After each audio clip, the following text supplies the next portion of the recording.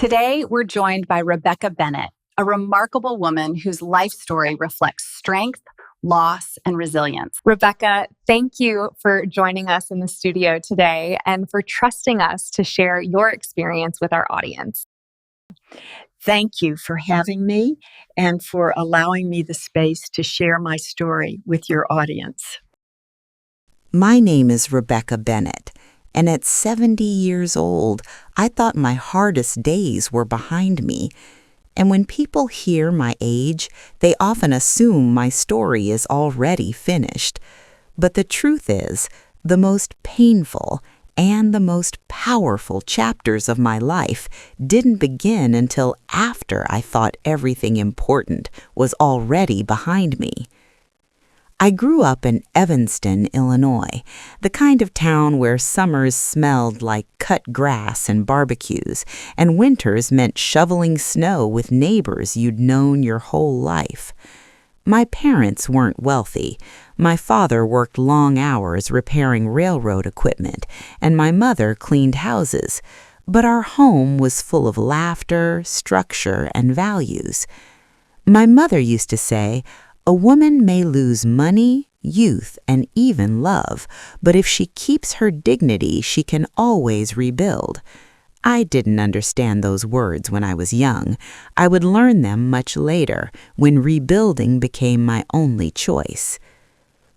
I married Richard Bennett when I was 23. He was quiet, steady, and dependable, the kind of man who didn't say much but showed up every single day. Richard worked at a steel plant just outside Chicago for over 3 decades. The job was hard on his body, but he never complained.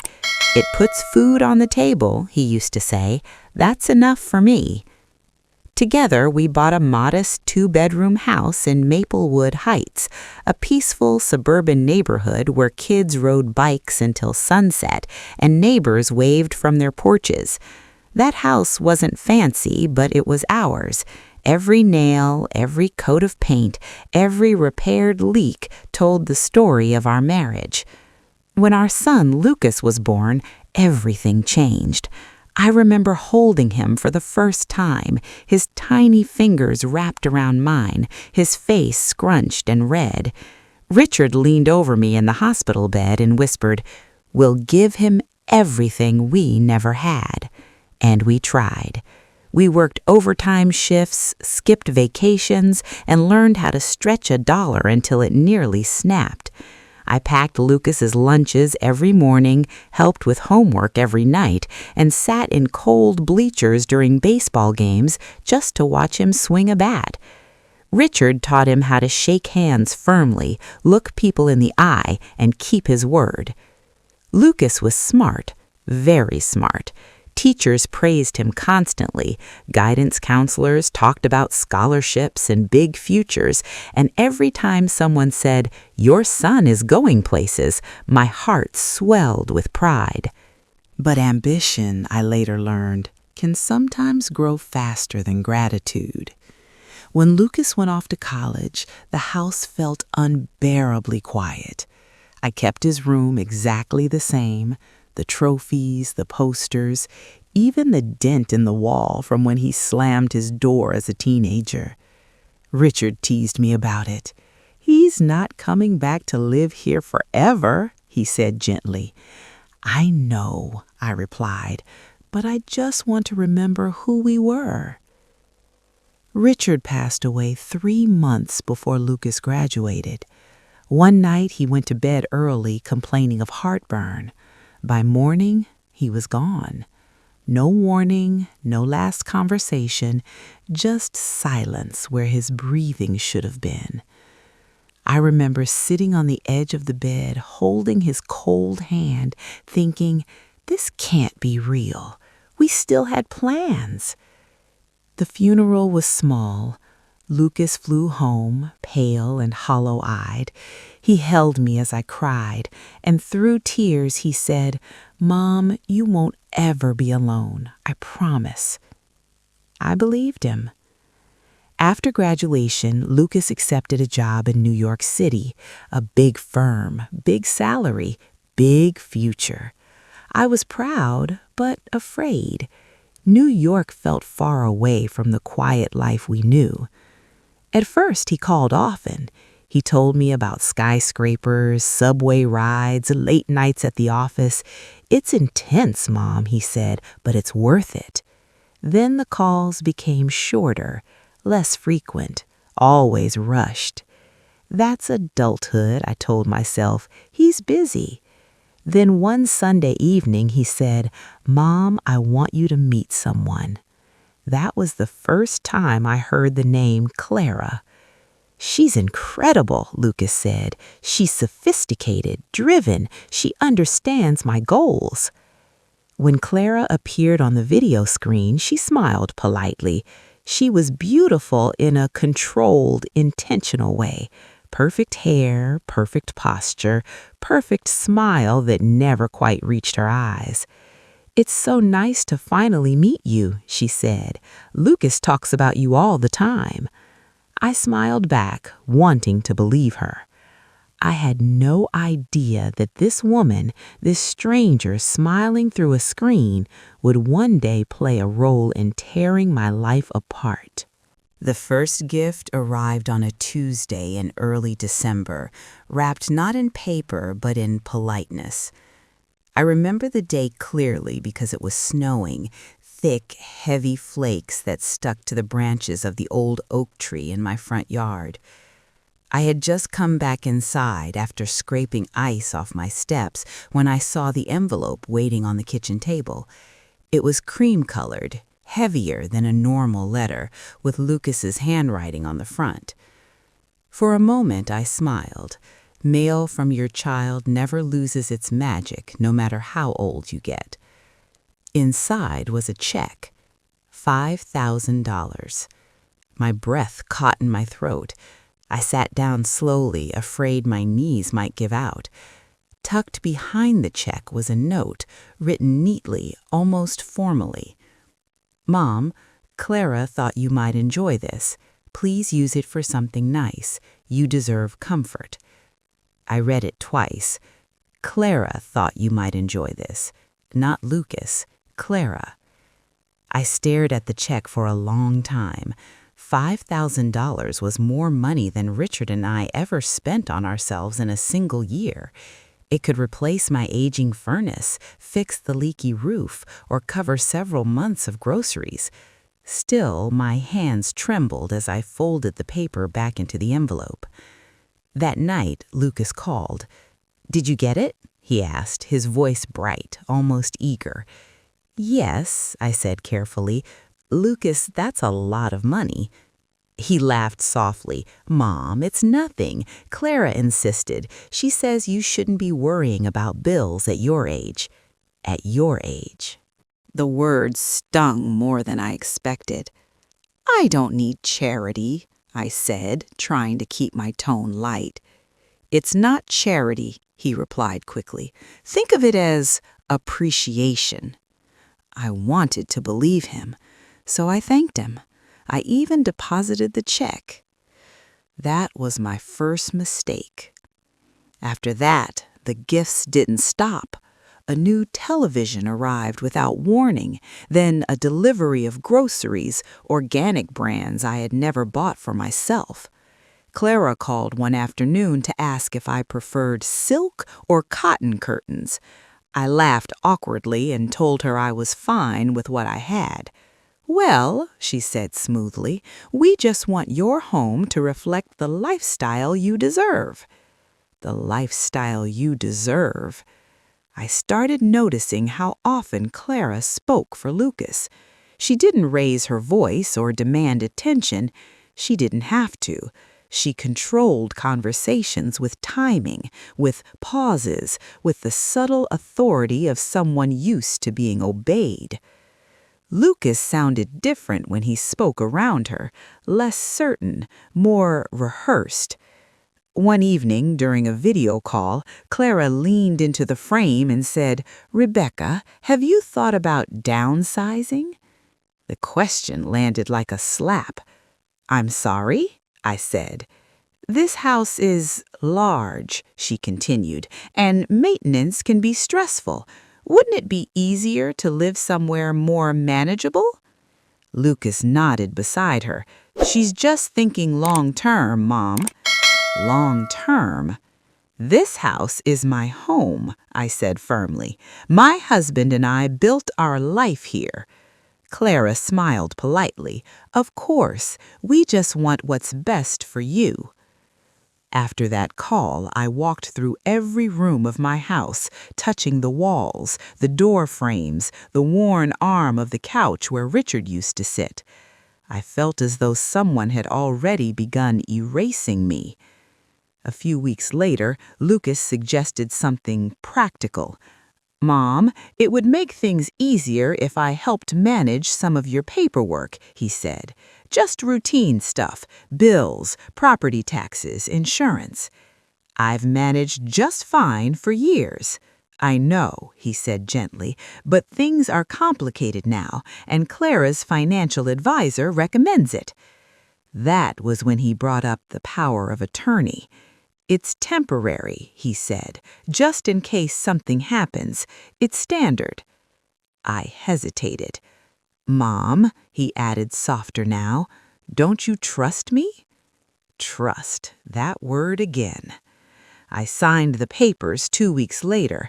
I told myself it was a formality. I told myself Lucas was my son, not a stranger. I told myself this was what modern families did.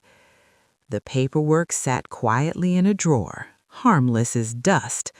Or so I thought. The real shift came on Mother's Day.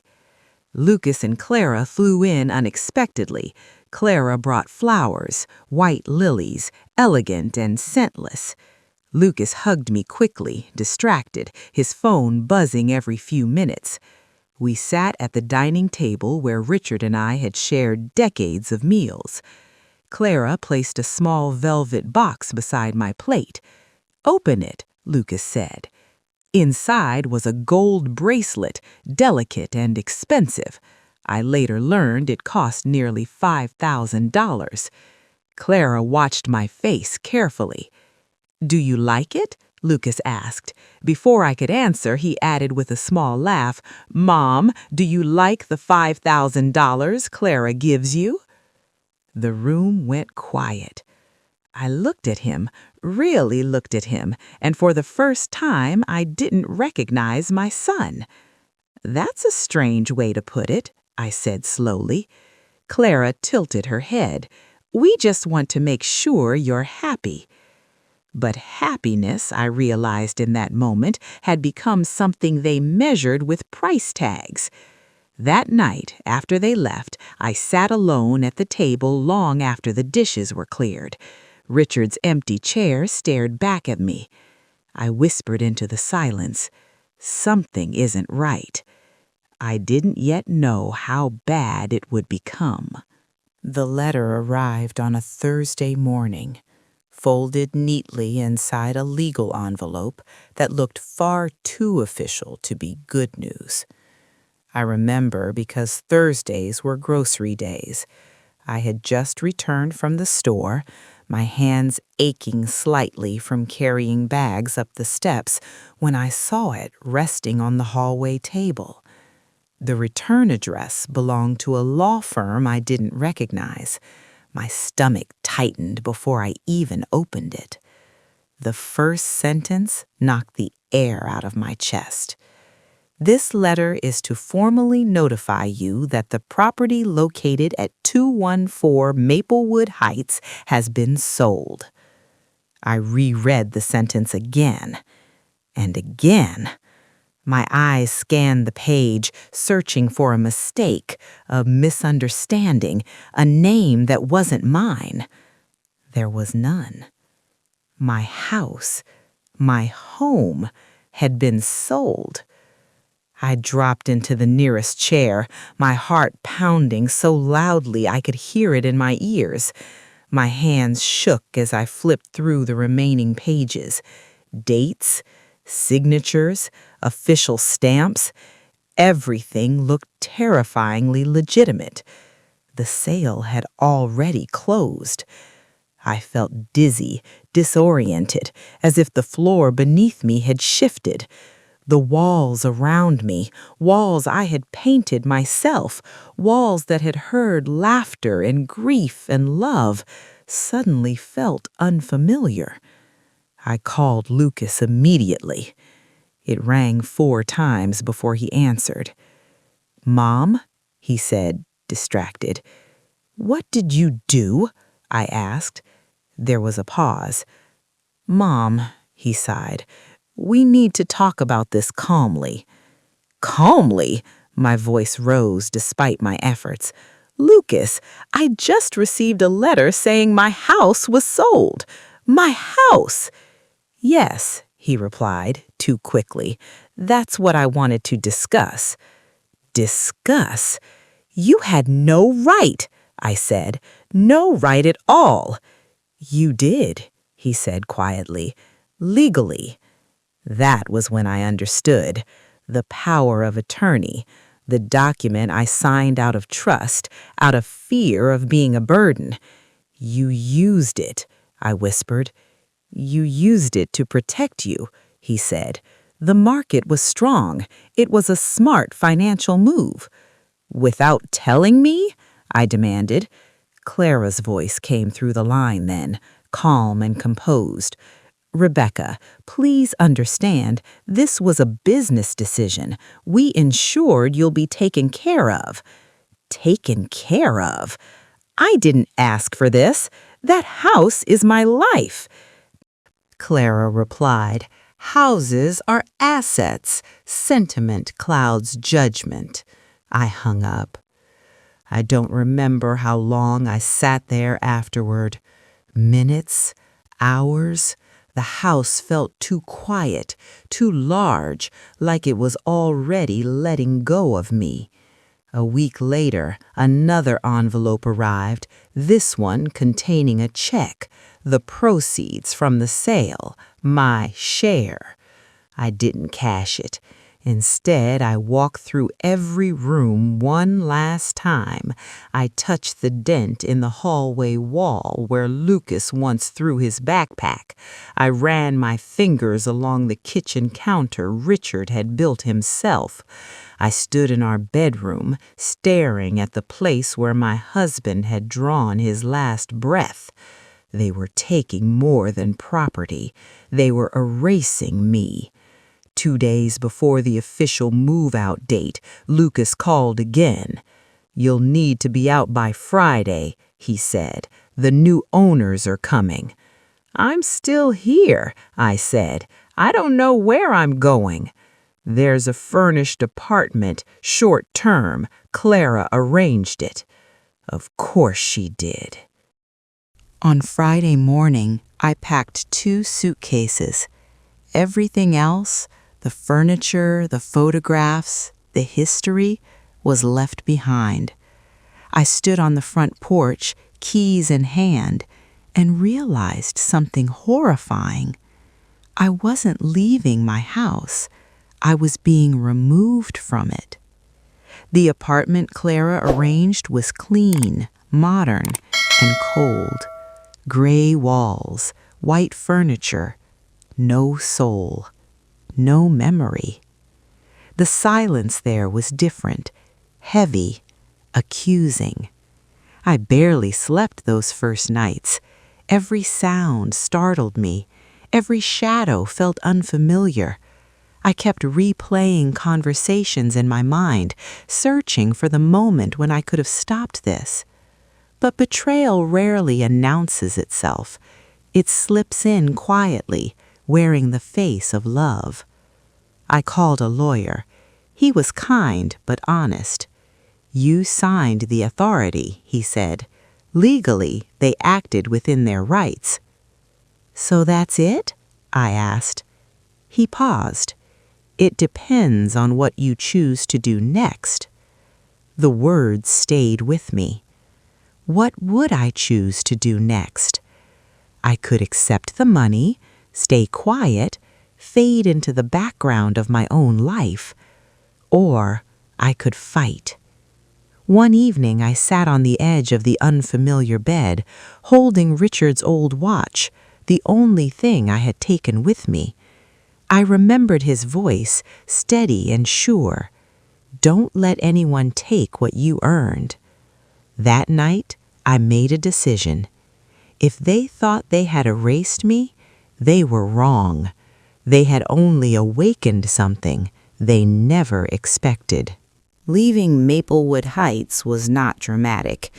There were no farewell speeches, no tears in the driveway, no neighbors waving the bye. I slipped out of my former life quietly, like someone exiting a theater long after the credits had rolled. I boarded a Greyhound bus headed east, with 2 suitcases and a lifetime of memories I couldn't pack. I chose New York not because I wanted to be near Lucas, but because I refused to let fear dictate my geography. If my son believed the city had made him powerful, then I would learn its language too. The bus ride took nearly 16 hours. I watched towns blur into highways, diners glow briefly in the dark, strangers sleep with their heads against windows. Somewhere in Pennsylvania, I realized something unexpected. I wasn't crying. When the bus finally pulled into Queens, the city smelled like rain and hot pavement. Loud, alive, unapologetic. I rented a small room in a shared apartment owned by an older woman named Margaret, who reminded me of myself, sharp-eyed, observant, and unimpressed with status. Rules are simple, she told me. Pay on time, respect the space, and don't disappear on yourself. I didn't ask what she meant, but I understood. I found work at a small independent hotel near Astoria, managing front desk calls and reservations. The pay wasn't impressive, but it was honest. For the first time in months, I felt useful again. That's where I met Sophie. She worked at the cafe next door, always moving quickly, always smiling at customers who barely noticed her. One evening, after a long shift, she handed me a cup of coffee I hadn't ordered. "You look like someone rebuilding," she said. "That kind of work needs caffeine." We became friends slowly. Sophie had survived her own betrayal, a business partner who drained their company and vanished. She understood loss that wasn't visible. "You know," she said once, "being pushed out of your life doesn't mean it wasn't yours." Through Sophie, I learned about community legal workshops, senior advocacy groups, and financial literacy programs. I began volunteering, listening to stories that mirrored my own. Elderly parents pressured, manipulated, signed away. And for the first time since Richard died, anger gave way to purpose. I studied. I asked questions. I learned how systems failed people like me and how they could be challenged. 6 months later, I received a call from Lucas. His voice sounded different, smaller. "Mom, I need help." Clara had left him. His firm was under investigation, accounts frozen, reputation damaged. "I made mistakes," he said quietly. "Yes," I replied, "you did." He asked to meet. We sat in a cafe near Central Park, the same one Clara once insisted was appropriate. Lucas arrived alone. No tailored confidence, no polished partner. "I thought money meant control," he admitted. "I thought taking care of you meant deciding for you." I looked at my son, really looked at him, and saw someone finally stripped of illusion. "I raised you to build," I said, "not to take." He nodded, eyes wet. "I'm sorry." I didn't forgive him immediately. Forgiveness isn't a switch, it's a process. But I offered him something else: accountability. Together, With boundaries, with legal clarity, we worked through restitution, not just financial, but moral. Lucas joined the advocacy work. He listened. He learned. He stood behind people, not above them. Eventually, with help from Sophie and a young attorney named Mark Reynolds, we founded a nonprofit, Restored Roots Foundation. Its mission was simple: protect seniors from financial exploitation and restore autonomy, not dependency. The work grew quickly. Stories spread. People trusted us because we spoke from experience.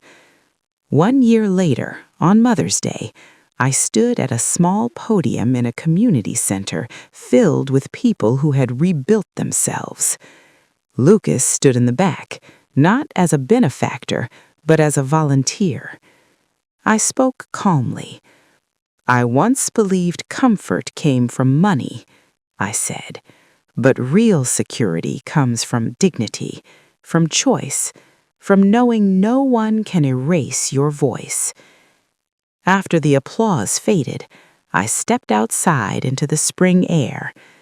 I thought of Maplewood Heights, of Richard, of the woman I once was. They took my house. They took my silence for weakness. They were wrong, because in losing everything, I found something stronger than wealth.